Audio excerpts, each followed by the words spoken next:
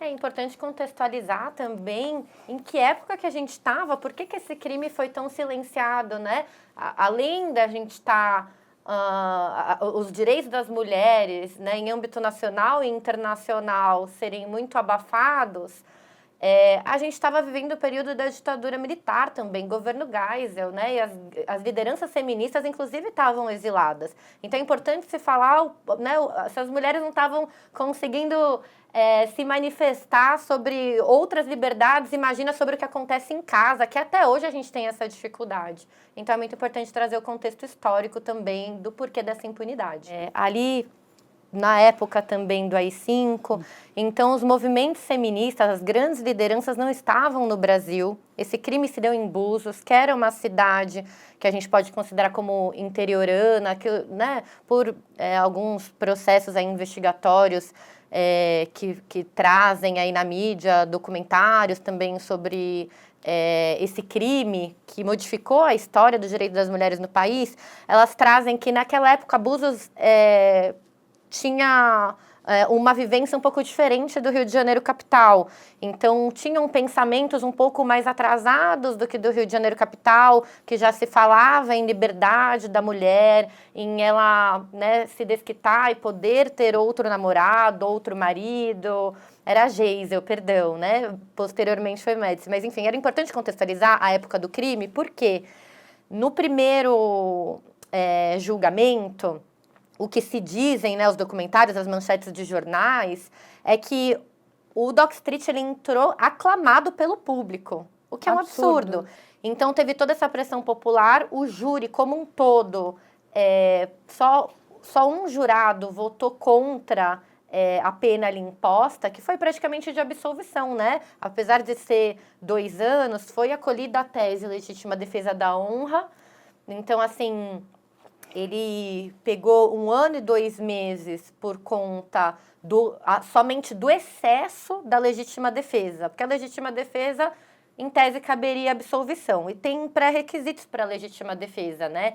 Então, ele está se defendendo ali de um perigo iminente, tem que ser uma defesa proporcional. Qual que é o perigo iminente que a defesa dele alega, né? Do que ele estaria se defendendo? Da honra dele. Então, da onde que eles montam tudo isso, que isso é importante contextualizar também. No meio do inquérito policial, eles ouvem testemunhas que teriam visto esse casal ali ao longo do dia. E uma das testemunhas foi a Gabriele, uma alemã que estava passando ali na praia vendendo alguma coisa.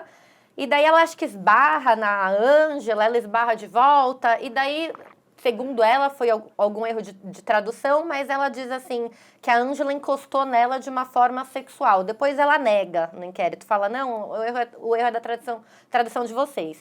Mas daí a defesa do Doc Street, que inclusive foi feita por um ex-ministro, ela se utiliza disso, né, trazendo que ela era promíscua, então com diversas calúnias, injúrias, difamações, com diversos crimes contra ela, que hoje em dia, inclusive, é importante esclarecer que não poderiam acontecer. Existe a Lei Mariana Ferrer, que proíbe, inclusive, né, a gente trazer essa vida fora do crime e colocar a vítima ali como ré também, como foi o caso da Mariana Ferrer, que tentou acontecer igualzinho que aconteceu com a Ângela Diniz, enfim.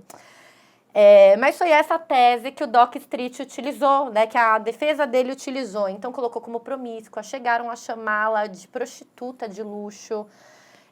Então, uma série de absurdos em que ele foi aclamado, ficou como coitadinho, e a sociedade como um todo, não, ele precisava realmente ter resguardado a honra. Então, assim, ele acabou pegando 1 ano e 2 meses só por conta do excesso da legítima defesa, né? Poderia até ter sido absolvido, mas por conta do excesso, deu 4 tiros na cara. A desculpa que ele dá ele estava ali com a bolsa dele que tinha arma, eles discutem, segundo ele, ela dá um bufetão na cara dele, a bolsa cai e só, segundo ele, né? Só porque a bolsa caiu, ele viu a arma e atirou, e que era uma coisa que ele jamais faria, que foi um instinto de legítima defesa. Ora, jamais faria.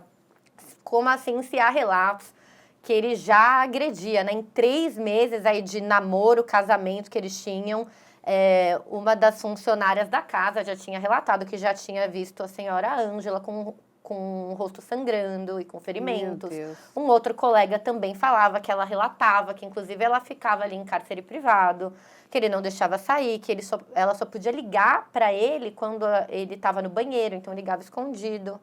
Então, a gente vê como foi a estrutura aí de defesa montada. Então, acho que esse é um ponto importante de se trazer, que isso só aconteceu por conta da época, né? Da falta também de manifestações populares. A De lei... como as mulheres eram caladas, elas não eram ouvidas, não é? Elas não tinham espaço, inclusive, para dizer nós existimos, porque quando tudo isso acontece com uma mulher, independente de quem ela seja, quando você conta e a gente está aqui assistindo, né, a sua fala, é muito triste, porque e assim, como ela foi tratada como uma prostituta de luxo, ou seja, e isso é importante a gente frisar aqui, doutora Juliana e doutora Cláudia, porque é como se fosse ok, então vamos matar prostitutas.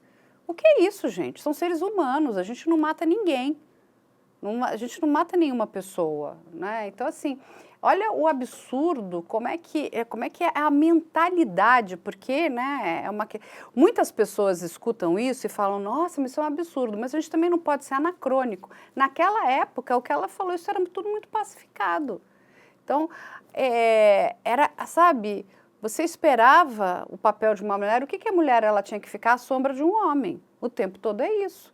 Porque uma mulher feliz, uma mulher liberta, uma mulher independente, uma mulher inteligente, uma mulher criativa, ela incomodava. É como se ela tirasse o brilho de alguém. E assim, sabe o que é triste? Porque uma mulher com todas essas qualidades e características, ela soma, ela não tira brilho de ninguém, ela é maravilhosa. Você tem do seu lado, quem tem uma mulher com todas essas características, tem um brilhante do seu lado. Mas uma pessoa que se incomoda com tudo isso é de uma pequenez tão grande. E aí o que ele fala? E assim, quando você fala de excesso também, né, doutora Juliana, aqui, porque ele vai, né, dar vários tiros no rosto dela, quer dizer, que defesa é essa? Porque você dá um tiro, né?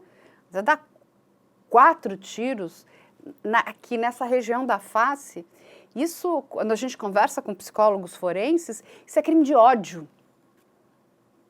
É crime de ódio. E se você estava ali para se defender de alguma coisa, digamos que ela tivesse possuída, olha, ela estava louca, ela vinha para me matar. Você ia tentar segurá-la de uma outra forma. Não, você não só quis acabar com a vida dela, você quis acabar com a beleza dela, com a alegria dela, com a reputação dela. É tão horrível esse crime. Quando a gente vai, sabe, parando para olhar, ele é horrível, principalmente na época onde ele acontece. Porque vejam só, ela é uma mulher com muitas posses. Você imagina as outras mulheres que não tinham o poder financeiro que ela tinha. E esse caso ganha essa repercussão, inclusive porque ela era uma mulher com muitas posses. Né? Porque ele vai deixar ali, quando ele tira a vida da Ângela, ele deixa 3 filhos sem mãe, porque ela tinha 3 filhos. 3 filhos. Independente se estavam morando com o pai ou não, eles tinham uma mãe. E né, ficaram ali sem essa mãe. Ou seja, lhes foi tirado o direito de conviver com essa mãe, com essa mulher exuberante. Você imagina que maravilhoso não seria ser filho de uma mulher como essa. Uma mulher inteligente, criativa, engraçada, alegre, feliz. Isso tudo incomodava muito. Mas é importante a gente prestar atenção na tua fala, Juliana. E aí a gente vai ter um segundo julgamento, correto? E por que esse julgamento vai acontecer? O primeiro foi anulado? Isso, eu queria até trazer também, mais uma vez, o contexto histórico, trazendo um gancho até do que a Carla muito bem falou, né? Sobre, então, uma prostituta tem o direito de ser assassinada? Para eles, na época, tinha. Esse julgamento, ele é anulado devido à pressão da sociedade, né? Então, a gente vê a força também que essas manifestações populares têm para incidir em decisões judiciais, de certa forma, também em leis, né?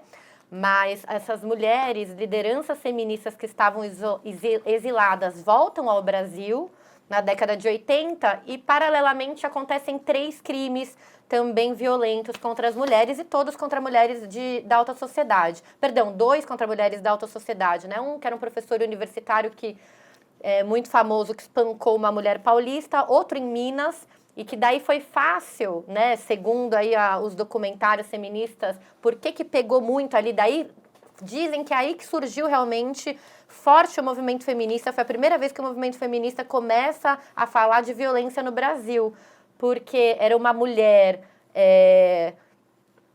enquadrada na sociedade como a perfeita, a dona de casa, recatada e do lar, né, esse conceito horroroso que eles querem colocar de mulher. Então, era essa mulher enquadrada nesses pré-requisitos. Então, teve uma grande comoção nacional também, porque grandes lideranças feministas voltam ao Brasil e tiveram alguns atos. E, na mesma época, uma prostituta foi assassinada também por um cliente. E isso não sai nos manchetes, se ela era prostituta ou não, só falam que teve uma manifestação e fica meio inconclusivo sobre o que se era e depois volta aí falando o que era. Então, essas 3 manifestações na mesma época fizeram ferver ali o caso da Ângela Diniz, né? O que a gente tem de documentos na época nos jornais é que o clima dentro da audiência, do júri, né? Desse segundo júri já era completamente diferente. Que a sociedade, que os jurados, que os juízes já, né, temiam realmente deixar impune um crime como esse, até porque no mesmo mês tinham tido 3 crimes graves. Então é importante trazer todo esse outro contexto também.